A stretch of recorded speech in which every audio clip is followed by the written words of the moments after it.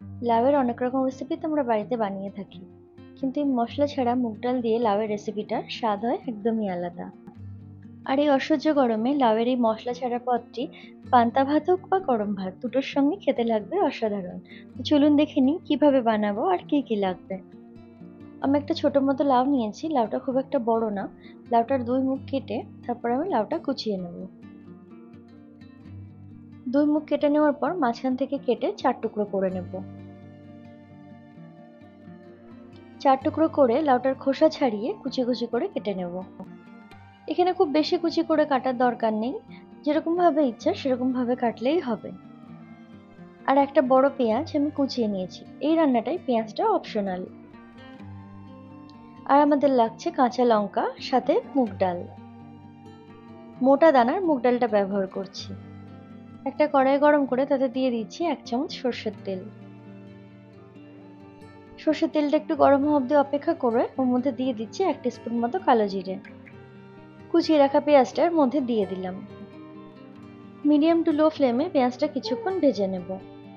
ভিডিওটিকে শেষ পর্যন্ত দেখার অনুরোধ রইল, আর ভালো লাগলে একটা কমেন্ট করে জানাতে ভুলবেন না। পেঁয়াজটা একটু ভাজা হয়ে আসলে 1 ইঞ্চি আদার টুকরো গ্রেট করে এর মধ্যে দিয়ে দিচ্ছি। একসঙ্গে মিশিয়ে নিচ্ছি। এরপরে আমি এর মধ্যে দিয়ে দেব মোটা দানার মুগ ডাল।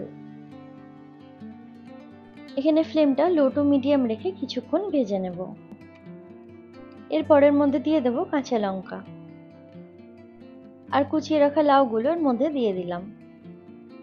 লাউগুলো দিয়ে সবকিছু একসঙ্গে ভালোভাবে মিশিয়ে নেব। সবকিছু একসঙ্গে ভালোভাবে মিশিয়ে নেওয়ার পরে ফ্লেমটা লো করে দিয়ে কিছুক্ষণের জন্য ঢাকা দিয়ে রাখবো। এখানে আমি মিনিট 10 জন্য লো ফ্লেমে ঢাকা দিয়ে রেখেছি। লাউটা অনেকটাই নরম হয়ে এসেছে, এরপরে আর একবার মিশিয়ে নেব। এর মধ্যে দিয়ে দেব স্বাদ অনুযায়ী নুন।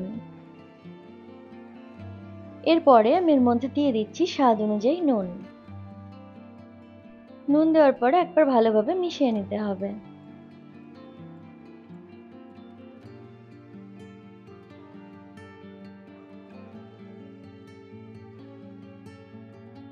আরো মিনিট 15 জন্য ঢাকা দিয়ে দিলাম।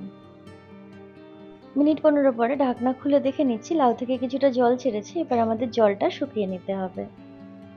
লাউ থেকে যেহেতু অনেকটাই জল বেরিয়েছে, এটা শুকোতেও অনেকটা সময় লাগবে, সেই জন্য এর মধ্যে দিয়ে দিচ্ছি কিছুটা পরিমাণ আটা। আটা দিয়ে ভালোভাবে মিশিয়ে নিলে লাউ থেকে জলটা খুব তাড়াতাড়ি শুকিয়ে যাবে। কিছুক্ষণের জন্য ঢাকা দিয়ে দিলাম। মিনিট 7 জন্য ঢাকা দিয়ে দিয়েছিলাম, ঢাকা খোলার পরে আরেকবার মিশিয়ে নিচ্ছি। আটা দেওয়ার জন্য সবজিটা অনেকটাই মাখো মাখো হয়ে এসেছে, জলটাও প্রায় শুকিয়ে গেছে। এরপরে কিছুক্ষণ হাই ফ্লেমে এটাকে ভালোভাবে শুকিয়ে নেব। কিছুক্ষণ ভালোভাবে হাই ফ্লেমে শুকিয়ে নিয়ে গ্যাসটা অফ করে দিচ্ছি। গ্যাসটা অফ করে দেওয়ার পর এর মধ্যে দিয়ে দিলাম হাফ টিস্পুন মতো ঘি। এখানে ঘিটা দিলে স্বাদটা একটু ভালো হয়, তবে না চাইলে ঘিটা অবশ্যই বাদ দেওয়া যেতে পারে। আমাদের মুগ ডাল দিয়ে সাদা লাউয়ের রেসিপি একদম তৈরি হয়ে গেছে সার্ভ করার জন্য। রেসিপিটা একবার ট্রাই করে কেমন হয়েছে নিচে কমেন্টে জানাতে ভুলবেন না।